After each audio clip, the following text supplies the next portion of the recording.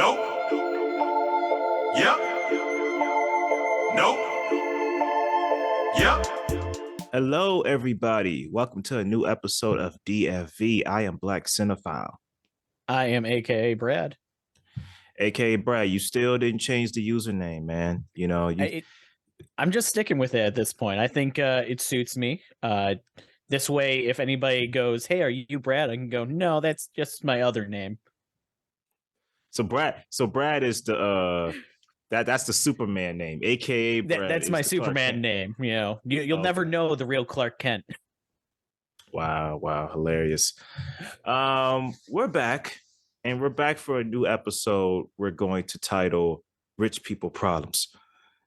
And, I think that's a great title for this one, man. We're looking at two great films here. One from 2020 that was highly controversial when it was released, called The Hunt, directed by Craig Zobel. And we have The Menu, which just came out recently, directed by Mark Mylod. I think I'm saying that right. Yep. Yeah, man. So was this your first time seeing either of these films, or was it like your first time seeing The Menu? So this was my first time seeing both of the films. Originally, when The Hunt came out, I really wasn't interested in it at all.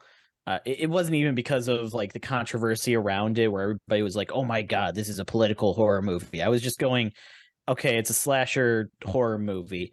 Pass. It's not my cup of tea to begin with, so I'm not going to throw myself out to go see this one." Oh, you don't like slasher movies. That's good to know. I never knew that about you. Yeah, just if it's just pure like a slasher movie, it just really doesn't appeal to me unless there's some kind of extra thing on top of it. Like if it's like a dark comedy kind of slasher, I can get behind it as long as it does a good job at the comedy aspects of it. Or if it's made to like appeal to kind of a certain like nostalgia kind of thing, like the Winnie the Pooh kind of slasher movie, horror movie that's coming up. I know it's stupid. I can't wait for it. You want to make another episode out of that? Another jujitsu episode? We might have to. Those it depends. We'll see. Those Dollar Tree, Dollar Bin episodes. Yeah. All right. Well, I'm glad that you had that misconception about this, because The Hunt isn't really a slasher. But I'm glad that I was off on that one. The marketing for that movie was god awful, to say the least. You know, I like how they leaned into how this is the film Trump didn't want you to see. Oh yeah. Like, how they leaked into that, and it had that whole controversy. Like, it really sucked that it didn't come out when it was initially supposed to. But when it did came out, it was around the pandemic times, when the pandemic first hit. And then it came to streaming about 3 days after it released in theaters. So that was pretty cool. I think it was about 3 days. Yeah, I know it was quick, but a lot of that was because theaters like were shutting down like almost the weekend it came out, if I recall correctly. Oh yeah, man. Every time I think of it, I think of that GIF with that Asian man, and it zooms in. You hear the explosions going off. Oh yeah. Like every email was from Chick-fil-A, the Noodles and Company. Due to the rise of COVID-19. Due to the rise of COVID-19. And then after that was, "We're a family. We're a family. I don't know any of you people. You're not my family." Right. And you'd have web newsletters like due to the rise of, I'm like, you're a web newsletter. You're not really affected by this. Yeah, no. It's oh man. All right, man. All right. Well, I guess we've already capped off what we're gonna cover first. You wanna go for The Hunt first? I can take this over. Yeah, let's go chronological with this one. All right. What a daring move for a daring couple of films. All right, man. So we start off with The Hunt here from 2020. So quick synopsis. I mean, this will be short before we get into it. So The Hunt deals with a group of billionaire, want to say leftists, not Democrats per se, but leftists that come up with an idea to gather around a total of lower class people that go towards the right, and this is during the Trump era, who commented on a post. Well, you don't notice until the end of the movie, but spoiler alert, guys, there's spoilers all around here. They commented on a post of a leaked text conversations between all of them, where they bought into a theory that they were going to have a manor gate, where they bring a bunch of Trump supporters to a manor and play the most dangerous game, i.e., hunt them for sport. It was a joke thread between a bunch of rich leftists that was meant to be a joke. Jobs are lost. People are people resign, and I don't want to say lives are ruined, but reputations are ruined. And so Manorgate becomes real out of revenge. So long story short, this is about the hunt of what these people would deem as deplorables and supporters of the alt-right or supporters of Trump. One of them happens to be a badass that nobody expected, that it really comes straight out the gate to survive and understand why all of this is happening. And bare bones, that is the plot of the satire, The Hunt. So I want to ask you off top, with this being your first time seeing this movie, this was like my second, I think. What was your reaction? So at first, when it came to this movie, it started off and I was just like, okay, typical movie beginning with the text message conversation. Then you had the private jet, and it was like that kind of started off with that like horror aspect, like gory kind of thing with the person that woke up. Guy that woke up. And I was like, okay, I can tell what I'm in for on this one already. And from there, the movie just kept knocking it out of the park on surprising me. So we're first introduced to a couple characters. One of them was played by, I'm trying to remember. Roberts. Yeah, Emma Roberts, who she wakes up, she has a gag in her mouth. She looks around and she's just surrounded by other people that are in the same situation as her, trying to figure out where they are. And in the middle of this open field, there's just a crate sitting there. One of the people goes over to the crate, opens it up. You have the different kind of people going slowly toward the crate, some of them like moving away from it. Then he opens the crate, pig comes out, and it's like, okay, that's a little bit interesting. Then he pulls out the gun rack, and it's like, okay, you're getting my attention a little bit here, movie. And as we're doing that, Emma Roberts' character is going toward there. She finds keys to the gags. Everybody gets the gag removed. They're trying to figure out where they are. They're grabbing the guns and everything. And then shots start firing, and she's the first one dead immediately. And I was like, okay, so we're not following her, but she was just talking to this one guy, and he's sitting there. And it's like, okay. And then he dies. It's like, okay, well, we're not following him. And then this other person... I like the subversion of it all, because you expect these two to be the leads. You got Justin Harley as the attractive, likable lead. You got Emma Roberts as the attractable, possible love interest, and they both just get shot down right away. Then we get our new trio, and it's like, okay, this is who we're going to be following. They die after about 10 minutes. And at that point, I was like, I don't just trust that we're going to follow a single character in this movie at all. This is, we're just going to keep following a different one of the people as they get further along with it. But I was even wrong on that at that point. So this movie had me twisted around where I had no idea what was going to happen. And I kind of liked that. It was one of those subverting the expectations of these kind of horror movies where you normally get to introduce to these characters before they start getting picked off. And instead they just completely, destroyed that concept by killing off everybody that you'd been following up to that point. And this is maybe about 25 minutes into the movie is when we're first introduced to the main character of the movie.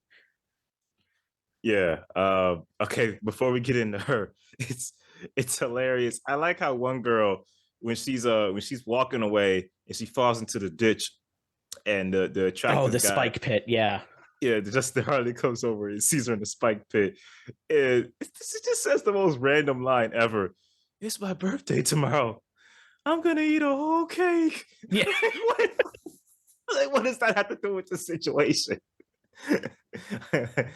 Also, we got to talk about the one-liners in this movie that just talking on the girl that falls into the pit. She gets out of the pit, they step on a landmine, they explode.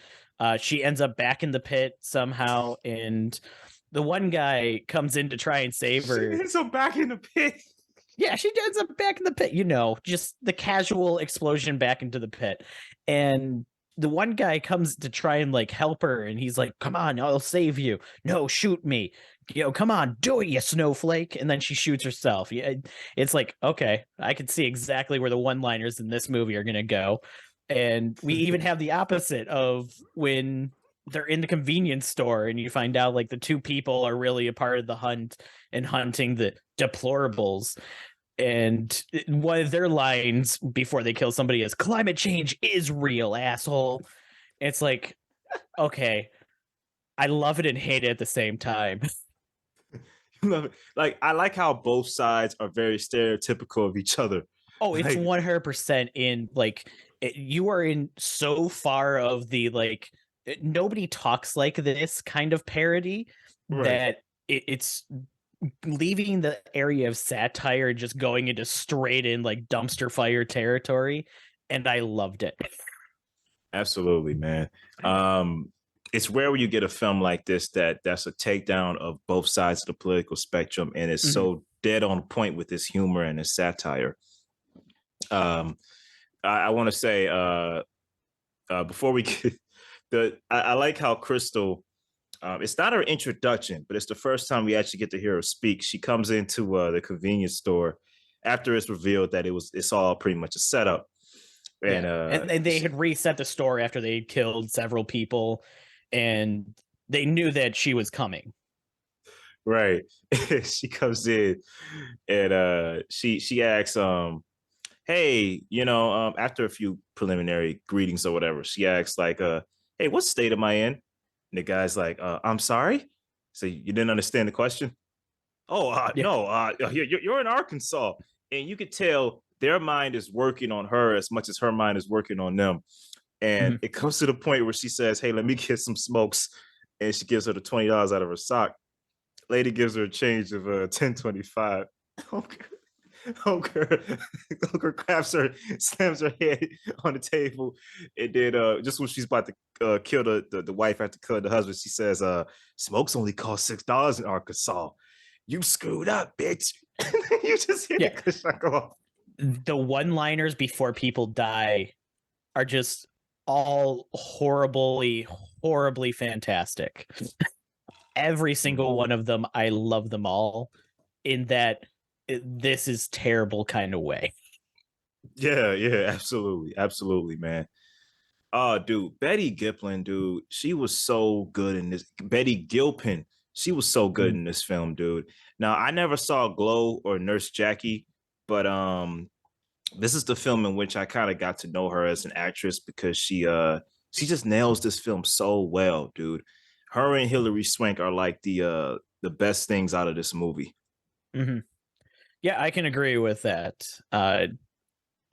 Because you have a lot of like big names in this movie that kind of come and go fairly quickly. Suplee actually stays in the movie a little bit longer than I expected. As soon as he was introduced, I was like, oh, he's dying in the next 5 minutes. There's no way he's staying around. Gary. Yeah.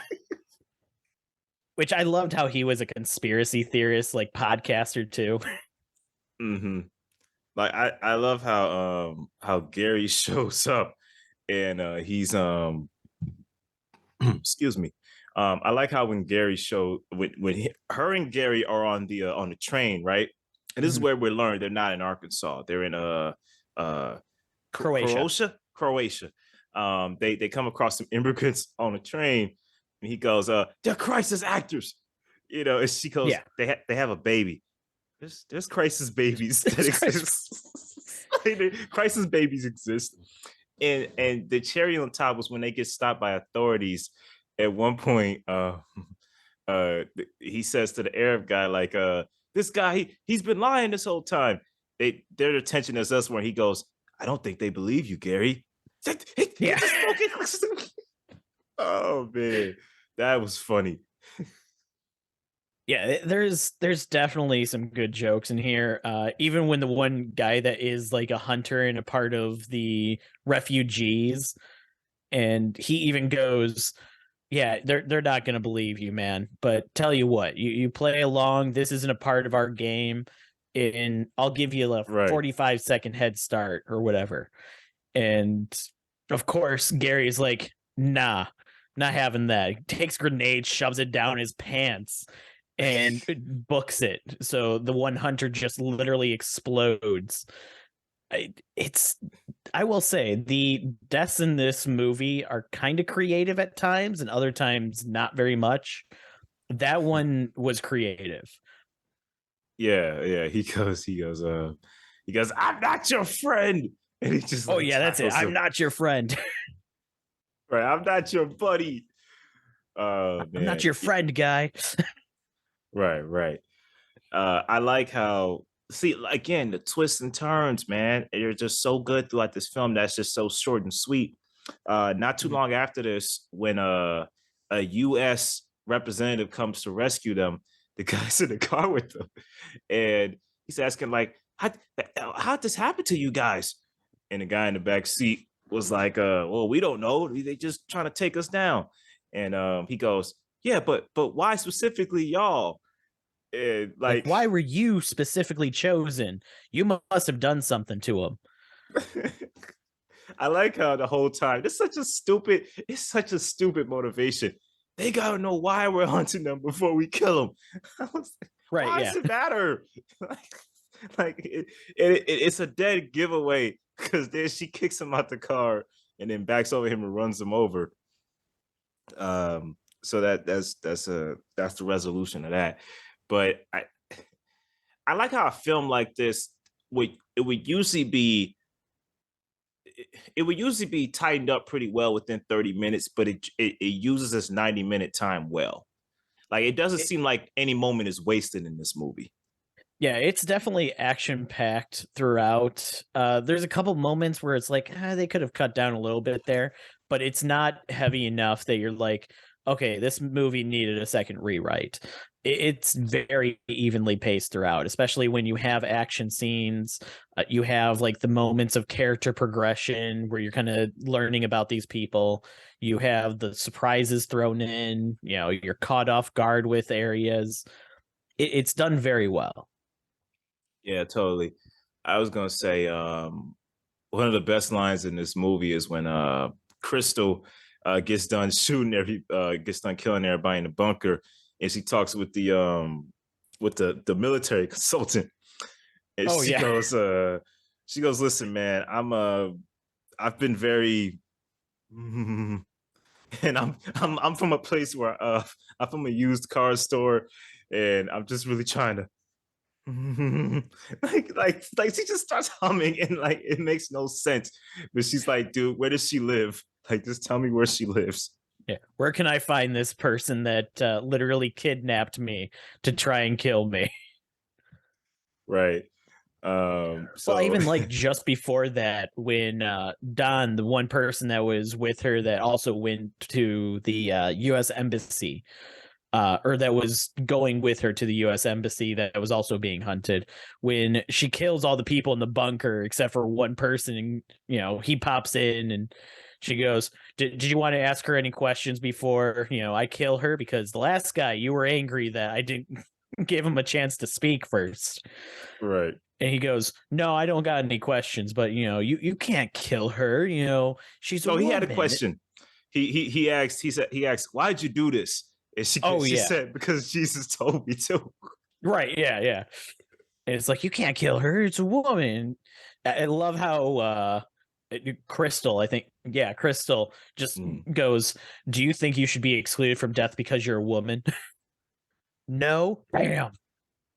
It's like, oh, that is because the conversations between like the far left wing kind of people are all like, oh, you can't say that. That's offensive. You can't say, how dare you say that in this culture? And this is blah, blah, blah. It's like, oh my God, it's exactly how like the right thinks the left talks. And then you Right. have the conversations between the people on the right, and it's like, oh, that's exactly how the left thinks the right talks. It's just so stereotypical that it's like those conversations never happen. There's no way. I'm willing to bet on the entirety of this world, there has never been a conversation that went that way for either side, exactly how it's portrayed in this movie. I think it's gone that way on social media. I don't think it's gone that way in real life. Right. Social media is a completely different beast. Nothing on social media is real. Right. Um, oh man, dude, that final fight was very, very entertaining and thrilling, man. And I love the build up to it. I think the build up to it was good. The fight, I think, went on a little bit longer than it should have.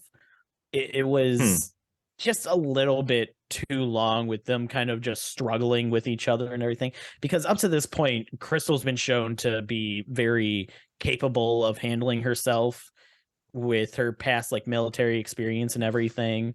And Yeah. it should have been over fairly quickly because up to this point, Well, everybody else Athena's that been was training. on. True, she had been training, but at the same time, it's like you've been showing the one person going the entire time without a single like doubt on anything that she's done. And yeah, the other person, we got the allude that she was training from the one guard from the bunker. But aside from that, it's like that went on a little long for, she was training for a couple days kind of thing. Also the reveal, which oh my God, I hate this so much. So the reveal of Crystal being the wrong person is done in such a stupid way. I hate it with a passion. This movie, so there's a thing where a movie is like satire. It's like, oh, it's jokes. I like it. It's jokes. It's funny. It's haha funny. And then something's written that's so preposterously stupid, asinine in every fashion. I had to pause the movie because I was going to get an aneurysm from the line alone. Where they go, well, I'm actually not that Crystal. We have a different middle name. I know this Crystal because I get her mail sometimes. And I had to pause the movie because I went, that's not how the mail system works. You don't get somebody's mail because you have a similar name to them. I've never gotten another. No. I'm telling you right now, my dad and I have had our mail mixed up. It happens. At the same address? Yeah. What do you mean? Like different addresses? Right. Yeah. Yeah, like if you have somebody that's at like 123 West Street and then 123 East Street and you both have the same name, are you getting each other's mail? Yeah, sometimes I get his mail because they think I'm him. For a time, not as much. So a different address entirely, so that you get your mail when it's labeled to a completely different address for him. Yes. They see our names. We both got different middle names, but some mail that comes doesn't have his middle name. So they think I'm him. So they send it to me sometimes. They used to. Even though the address is completely different. I don't know how many times I got to say it. We were living at different addresses. It has happened before. It is asinine. No. You refuse to believe it? I refuse to believe it. Even I told you that it happens. No, it's because they look at it gets sorted based on address. They're not going, oh man, this is Brad's mail. Goes to Brad. It doesn't. That's not how the post office works. I disagree because I think there are instances where people can get their father or their son's mail by accident. I don't know. It's happened to me.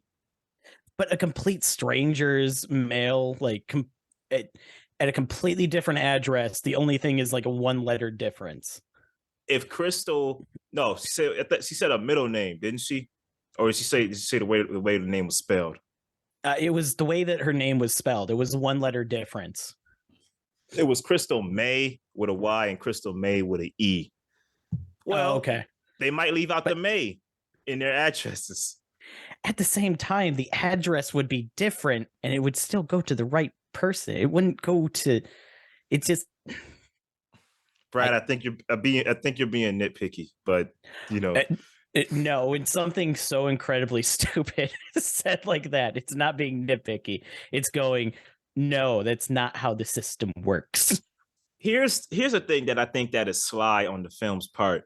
You can tell that it's not her because the picture that they use to identify her, it literally has a woman sticking up the middle finger to her in the picture. Mm-hmm. Like the woman taking the picture is sticking the middle finger up to her. So obviously the woman that would be justice for y'all is the woman holding up the middle finger, not Crystal in the picture. Right, yeah. I imagine in my head, the real Crystal they were trying to get was the one coming up to her, possibly sticking up her middle finger at her because she has her mail. Like that would have made perfect sense to me.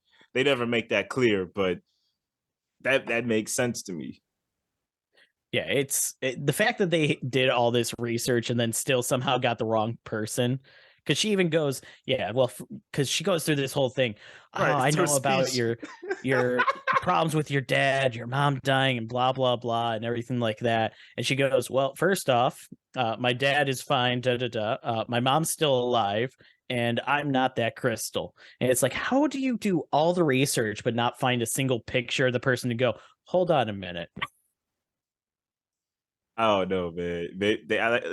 They were just too headstrong, man. Like you could tell they didn't really understand what they were doing.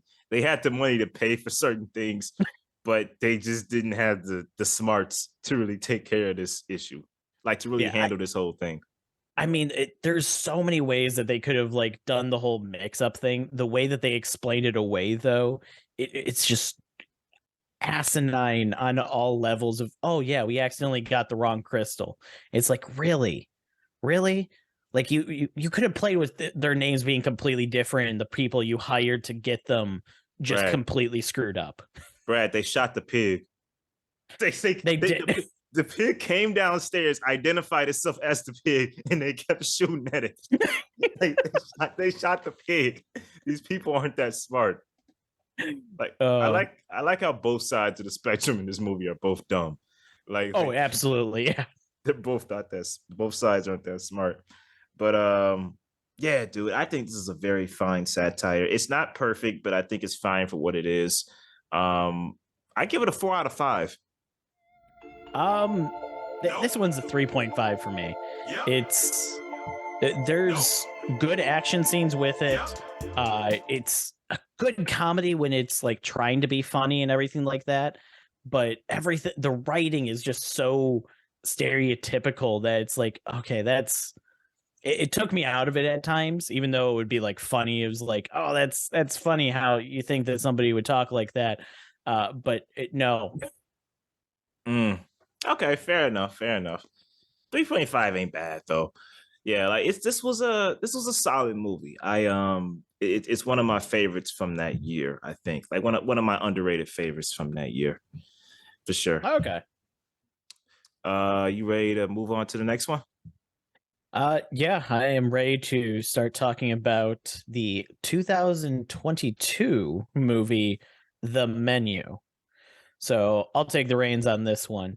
We are introduced to a group of people that all have their own specialties within the food industry, whether it is food critics, food connoisseurs, or people that have invested heavily into a celebrity chef who is holding a special event on a private island for 10 people to attend.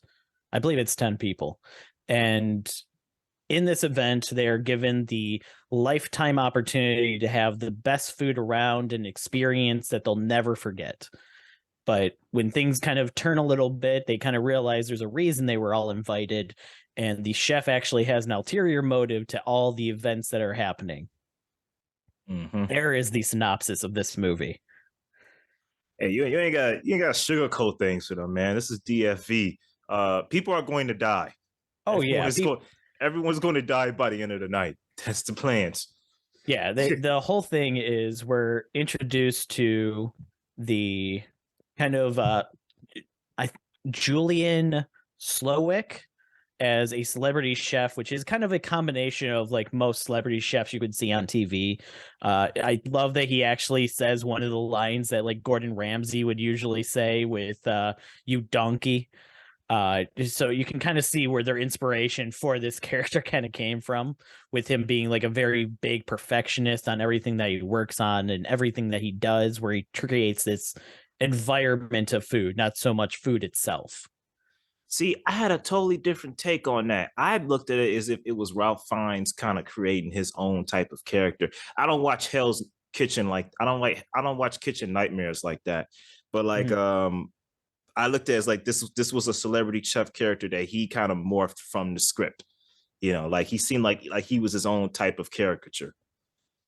It's definitely a caricature, but you can tell that they took inspiration from different kind of celebrity chefs in the way that they like hold themselves when they're in the kitchen and kind of hold their public image and everything like that. Uh, one of the big ones being like Gordon Ramsay with his very like precise actions and everything like that.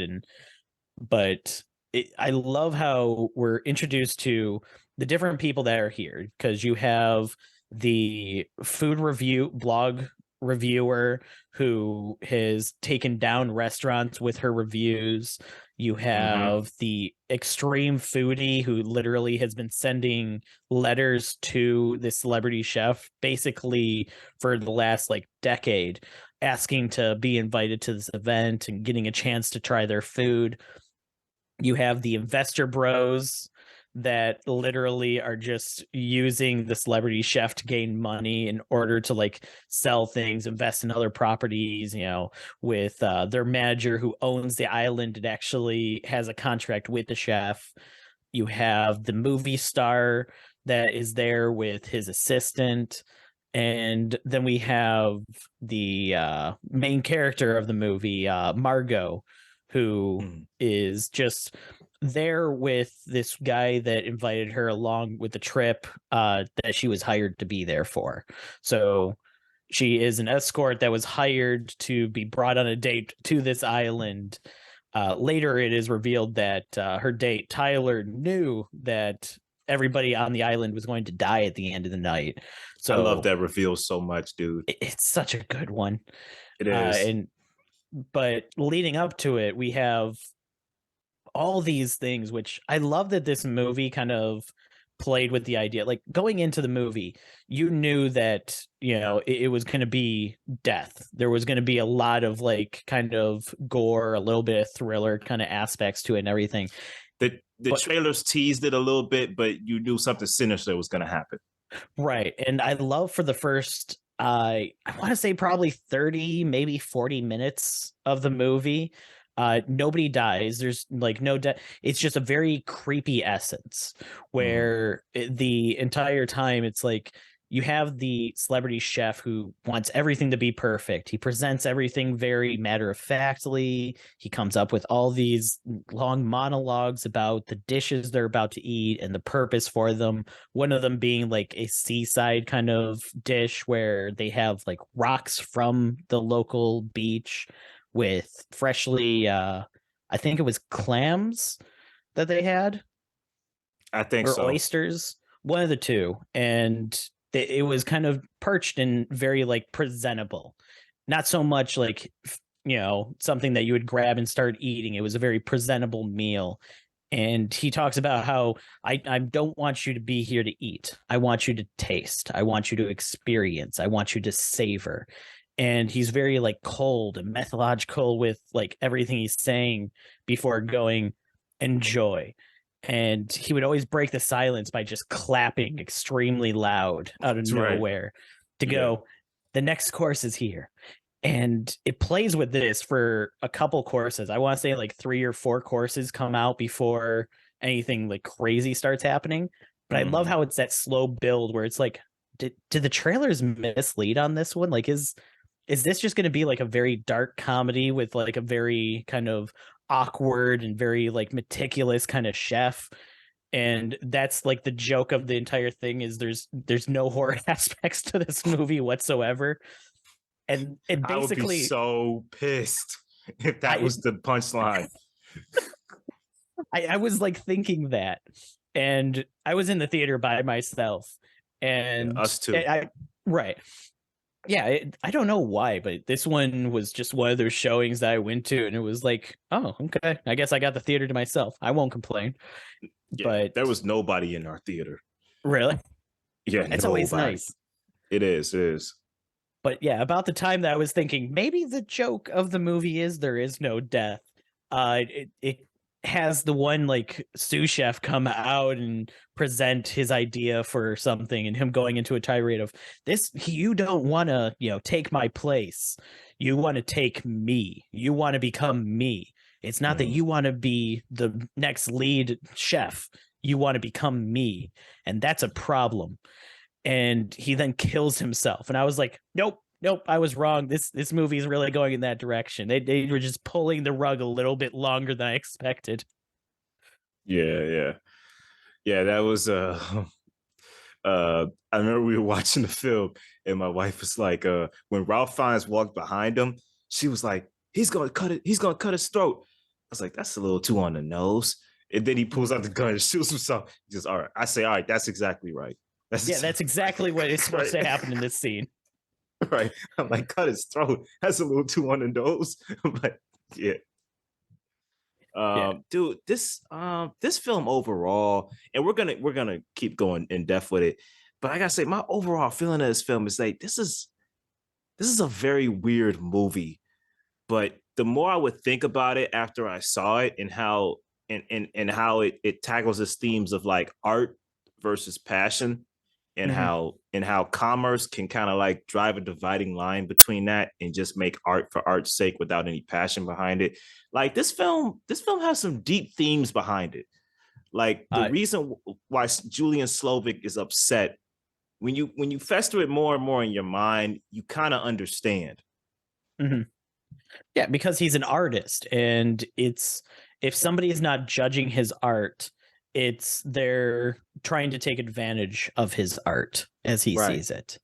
Because you have the investor bros that are kind of always going, oh, how can we sell this to, the next highest bidder? How can we sell tickets to this island experience and make money off of this? They don't care about the food at all. They don't care about the art that he cares about. They just care about making money. Then you have people like the foodie who their entire thing is just, well, I just want to taste the food. The food is fantastic. And they don't care about the presentation. They don't care about the message behind it. They're just going, oh, the flavors of this. This is a whatever kind of ingredient in this. And this is this. And this is that. And they blend so well with this. And that's all they care about, is like this perfect meld of the foods. Then you have the food critic who just goes, it's okay.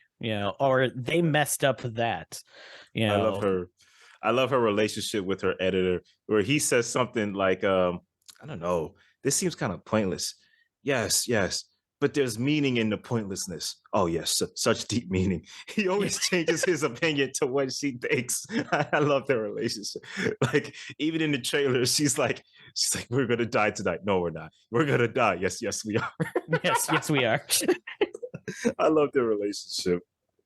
Yeah, you get a definite good relationship between all the people at their tables and everything like that. Even like the rich person that I love how he had a reason for everybody being there. You had like the food critic that was ruining restaurants, and I love how a lot of that comes together with the tortillas for the taco night part of the meal, which they had laser engraved on the tortillas, like different things with the one food kind of, or the foodie guy that like is all about clout. Kind of, you see the pictures that he's been taking throughout the night, even though you were told don't take pictures. Those were printed on the tortillas he got. The investor bros got the bad bank statements and the proof that they were frauding out companies on their tortillas. And, for the movie star, his was the movie that, Julian didn't like. That was such a stupid, like, it wasn't just me. His was so stupid. Like at first I was like, okay, maybe he was crafty on that set. You know, crafty are the people that supply food to the cast and crew, and maybe he wasn't respected as the crafty service for that film. But it was like, no, you were a sellout. I was like, it's a lot of actors who are sellouts. Like, come on, and it's a career, you know. And I'm like, what? Now this made me laugh. Homegirl was like, I wasn't a sellout. Can I leave? It's like, you went to college, yeah. Student loans, no. Yeah, you're dying tonight. Yeah. No, you deserve to be here. You're not a taker. You're not a giver. You're a taker still. Man, dude, I gotta say, going on what you said about the buildup of like whether this film is gonna go there or not. I like the strangeness that happens around this, and like I gotta say, this film's MVP character, played by Hong Chow, like she just had that great intimidating feel to her character. Like I like how, you know, when she's introducing everything and she says, we're a family, we do this, we jail. And Marco was like, they jail, we jail. And at one point when they're looking at the tortillas and stuff like that, I think it's during that point, she comes over to the guy, and I think she whispers to him like, you'll have less, you'll eat more, you'll have less than you desire and eat more than you deserve, or something like that. She was just like a great intimidating presence. Oh, I also love that when the tech bros are kind of like going, what is this? It is a tortilla. Yeah, but what is this? It's a tortilla. How did you get this information? The chef does not reveal his recipes to the customers. Right. I love it, dude. I love it. And yeah, one scene I wanted to note in particular was the reveal that Nicholas Holt's character knew about what was going to happen tonight. And I love how Margot this whole time is like, she's the only one that knows this stuff is off before stuff gets noticed of being off. But this scene in particular, I really like once he reveals like, yeah, you know, you and I, we conversed, and you know, I would show you different food plates, and you identified this. You identified certain things. He says, yeah, I did my research. He says, but you know what it was? He's like, yeah. He says, we're gonna make you a chef. You're gonna make me a chef. And dude, this leads into one of the most painfully embarrassing sequences ever, dude. Like you just feel for him in this scene. He's a douche for bringing Margot along to this, but you just feel his pain as they just stand around, not saying everything, making everyone watch him make his own meal, and he just does it bad. Like when he's cutting up the vegetables, he says, "Oh, this is a new technique that we all haven't learned. Let's learn some wisdom." Oh yeah, is this a new technique for cutting onions? Oh man, it's so painful to watch. And then when he gets done cooking the meat, he goes, "Oh, it's done? Yeah, it's done, chef." Dude eats it. He says, "This is pure dog shit." like yeah, he sounds it out slow, and then all you do is see him whisper in my man's ear. And the next time we see him in the film, he's hung himself in the closet. I'm like, dude, what did he say to him? Like, it's such a great scene. Well, the entire time Tyler is looking up to, you know, Julian going, yeah, you know, I hope he notices me. Do you think he knows me? You know, do you think he notices me? You know, I hope that, you know, by the end of the night, you know, I want him to like me. I really want this, you know. So whatever he said to him just set him off the edge instantly, as, you know, his hero doesn't respect him kind of thing. And that's all it took. But I love throughout the movie, like as they're going through the different courses, they kind of like show a little blurb in one of the corners of the screen, kind of going, here's what's in this one. It's, you know, this. For the one for his, it shows like buttered scallions and onions served on a plate with undercooked lamb chopper or something like that. And it's like, oh, I love that. The little kind of it just putting another knife in the back of just he did so bad. Yeah, that's the dish. Yeah, it definitely has style. The film definitely has styles with this intertitles. I think that's the word for it. Yeah, the title sequences for the food. But yeah, okay. Another moment I wanted to pick out, a moment that was really pretty dark, and very unexpected. When Margot is speaking with the chef, and he's like, well, how do you know so and so? Like, like, okay, we know you're not, your name is not Margot. You Mhm. know, and this whole time he's been asking her this question about, are you with us? Or are you with them? You a giver or you a taker? And at one point, she asked her. I mean, he asked her like, "How do you know the older man, the older couple that's there?" She knows the man. She's just like, he hired me for a job. He would talk about his daughter and do stuff to himself while asking me to pose as her. And he says, "Oh, a romantic." I was Yeah. like, what kind of? I was like, what kind of like this film tone shifting is surprising but kind of great in some moments. Yeah, he definitely has that character of just it's so monotone in everything and so particular. Like when he makes like a little off comment like that, it's like, okay, it's like when Batman makes a joke, it makes it 100 times funnier because Batman doesn't joke, kind of thing. Yeah. Yeah, it was pretty funny, dude. Um, but I want to say the the final dish. No, way before we get there. So the hamburger sequence. Um, I don't know if I let it off that easy. That's how she gets out. I get the significance of it. She brought Mhm. him back to a time where he loved cooking, and it wasn't just for some art thing or just because he's a celebrity chef. She brought him back to the basics when he was a burger cook. Right. She asked him, "Hey, just make me a juicy cheeseburger, man. I don't want all this artsy fartsy stuff. This isn't for me. Make me a juicy cheeseburger with some fries." And he does just that. And I like how she goes, "Oh, it seems my eyes were bigger than my stomach. Uh, can I get a doggy bag to go?" Or can I get it to go? Yeah. Can I get it to go? And he says, "Yeah, that'll be $10." She has money, puts it down, walks straight out the door. I'm like, nah, I can't accept that. That's just I just can't accept that. I get the point of like talking to a crazy person on their crazy level, but did you buy that?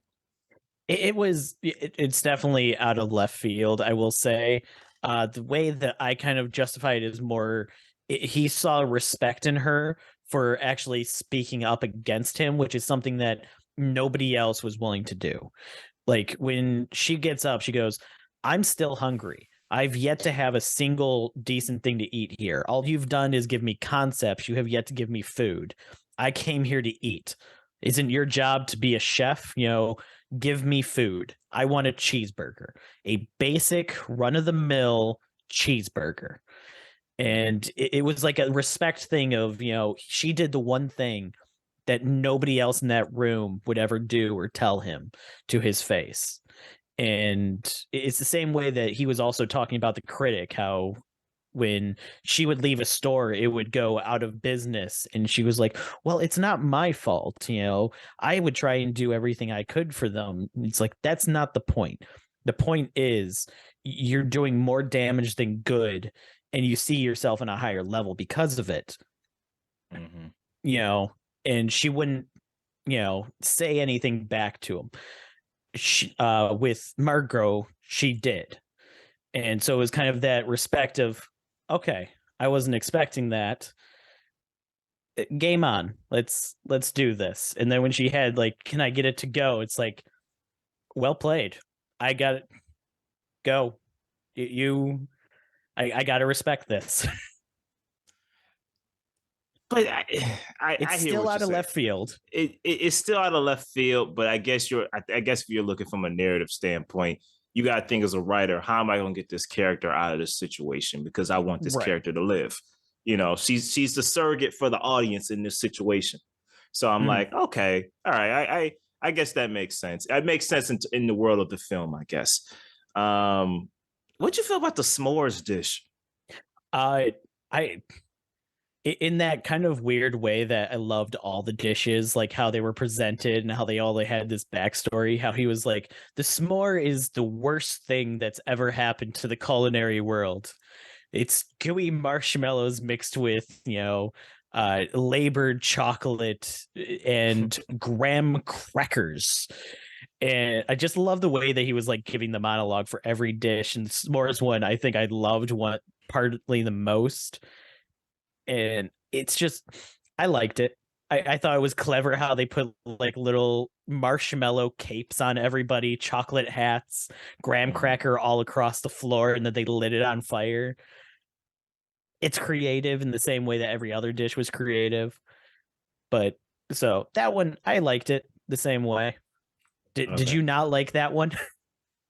No, I thought it was cool. I just like this whole movie kind of, I like the themes of this movie, but some parts of it just kind of had me scratching my head. Like, I'm like, you're gonna end with a s'more? Like, I heard what he said, like, like, oh, it's the worst thing that ever happened, like you said, but I'm like, huh. But I gotta tell you one thing that kind of haunted me a little bit. When the burning is happening, and at some point you get a shot of the food critic, and her skin is literally melting as she's burning with up. the chocolate is, yeah. Yeah, I was like, oh man, that's a horrific image. Yeah. Like that was just a beautiful, horrific image in the moment.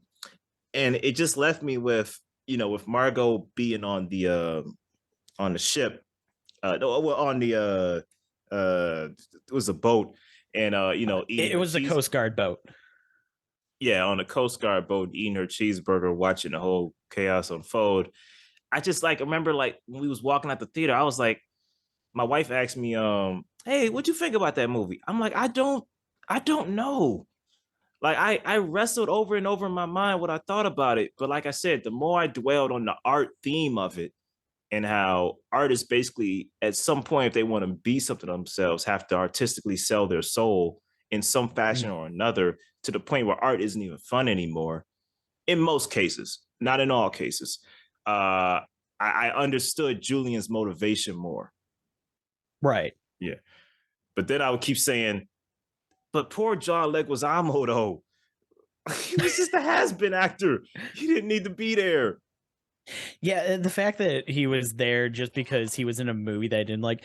At first, I thought like I had missed something, so I actually was looking it up after the movie. Is like, why was he there? Like, what did I miss? Like, was I just thinking on some part of the movie and I missed the context of why he was there outside of that? Or no, he was there because he didn't like his movie. It's like it's like the certain people, why they're there. The food critic has ruined chefs' lives. Okay. The chef, the editor is guilty by association. He's just there. Right. The investor bros are douchey. They steal money. They're cheaters. You get it. Mm-hmm.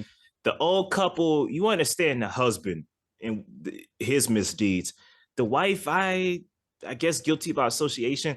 And the guy, he's a fan of the chef. He's a fanboy. He wants to die next to the chef. You understand everybody, but it's like John Leguizamo was the other one. I was like, he don't need to be there. Like, he did nothing wrong. He just made a bad movie. So what? He's a even his actor. assistant, like going to college, and it's like, really? I mean, I get it in the theme that it's givers versus takers kind of thing, but it's like, that one was a stretch. I do like for the rich couple though, how he talked about, you've been here 11 times over the course of the last 5 years. Name one of the dishes you've had during those 11 times. And he can't even name a single one. It's like, okay, that's another reason for him is he literally flaunts his money around, but he doesn't respect those that are around him at the same time. Like he doesn't respect the craft. He comes here because I have the money, I can go, but he doesn't appreciate what is actually in front of him. Yeah, absolutely. I like when his wife helps him. She whispers, "Cod." It was cod. Oh yeah. He goes, cod. And he says, no, it was, and he named some other obscure fish plate. Like they didn't even get that right. Right. Yeah. Like, yeah. So that was pretty cool. I give this a very hard 3.5. It lingers on a 4, but I'm at a 3.5 with it. Yep. I think this one's the 4 to me. It definitely stands up against its kind of being a very good representation of somebody that is so done with their art because it's been so abused around them, but they're still so talented, it's hard for them to leave it. So he decides to take himself out with those that have ruined the art for him. I like that. It's kind of nice where, you see the reasoning behind it and everything like that, and it ties it up very nicely in that way. The thrillness of it is very good. Like when they go outside and he does the whole thing of like, this is my sous chef. I tried to make advances on her several times, and she was never given an opportunity because of it. And so in respect of her, all the men are going to go out and be hunted now, and the last one to be found will get a prize. You have 45 seconds starting now. Yes. Yeah, that whole segment was kind of pointless. But it was a little thrilling because you didn't know what was coming at that point. Like, this is what happens right after you see the one chef kill himself for that meal. And so for this part of the meal, they're running for their lives, and you're just like, I don't know what's going to happen. But I love that the one guy that is found last, they like give him a cupcake. Yeah. It's like, you get an extra dish for being the last one found. Yeah. Yeah. I hear you on that one. All right, man. So I guess this is one of our draw episodes. I guess it's a draw between Hunt and Menu. Yeah, I think the Menu good. stands up a little bit better than the Hunt. Yeah, I think the Hunt is a very strong satire. I think the Menu is a good satire. I just think the Hunt, to me, it just hits a little harder in its critique. But all right, man. Moving on to the after show. You've seen any movies lately outside of these? So I did finally sit down and watch the greatest beer run of all time, which is the greatest beer one ever. Yeah, greatest beer run ever, which is on, I think it was Amazon that I watched it on, and it was Amazon or Netflix, one of the two. It was Apple. It wasn't Apple? No, I don't think so. Okay, all right. But because the new movie with Will Ferrell and Ryan Reynolds is on Apple. Yeah, I knew about that movie. I thought that one was on Apple too, but all right. But I finally sat down and watched that one. It basically is about the Vietnam War and everything going on there, where it has a little bit of a political side, a little bit of a comedy side aspect to it and everything. Good movie. I enjoyed it. I know that there were some things I was reading on it where it was a little tone deaf at times. It's like, I can agree with that. But overall, it's a good movie. I think it's got some good jokes in it. The fact that it's actually based on a true story is astounding to me as well. I mean, based off the trailer alone, I was like, yeah, that sounds like the greatest beer run of all time, having to run through Vietnam. Yeah. In Vietnam, right? Yeah, Vietnam during the war going on out there, and just a regular civilian traversing the entire country to go to military bases to deliver beer. Nice. How was Zac Efron? He was really good on it. He was probably the best part of the movie because he plays a very good, dumb, well-meaning character that doesn't understand the situation he's in whatsoever, which the whole movie is very serious, and then you have somebody that isn't taking it seriously at all. And that's where like the clash in tones comes from that I've seen a lot of people talk about, and I can agree with, but I think he's still fantastic in it. All right, cool. I recently saw The Inspection. It's an A24 movie out right now. It's got some award buzz around it. So basically, it is about this young man that enlists himself in the Marines, and this is during the Iraq era. I want to say the Iraq War era, post 9/11. So this young man is he's gay. So this is when the military was very strong on this don't ask, don't tell policy. So the young man deals with a lot of adversity to be taken serious as a Marine. You have a coach played brilliantly by Bookham Woodbine that is out to break him, but break him into being the best Marine he can. You know, it gives a little bit of Whiplash vibes, just a little bit of Whiplash vibes. But he's not an antagonist you hate. He's an antagonist that's more complex than anything. You know what I mean? The main actor, the lead actor that plays the young man, Jeremy Pope. I mean, he just gives a terrific performance as this young man as he goes through his adversity, trying to be the best Marine he can be and prove himself. You know, he doesn't have the best relationship with his mother. Played another great performance by Gabrielle Union, who co-produces it, I believe. She's given up on him, not just mainly because of his sexual orientation, but also because he's always like failed at life. He's coming off the streets being homeless, and he tells her, "I'm gonna be a Marine, and I'm gonna stick to this, and you're gonna be proud of me." Yeah, the film breaks your heart, man. It's based on a true story. The man who wrote and directed it is based off his experiences in the Marines, and yeah, terrific film, man. I very much enjoyed it. It's one of those indie movies I would have loved to see at Sundance or something. Okay, is that one in theaters or was that on streaming? It is in theaters right now. It's in theaters right now. Yeah. I would go see it. You know, if it's playing at a theater near you, AMC or whatever, I would say to check it out. It's very well done. What we got movie news wise? I know I heard something in the news that the new Indiana Jones. What you thinking, man? I think Harrison might be too old, man. He's kind of, I agree. I like Harrison, but it's like, come on, man, you too old, man. For the role of Indiana Jones, yeah, it's gonna be.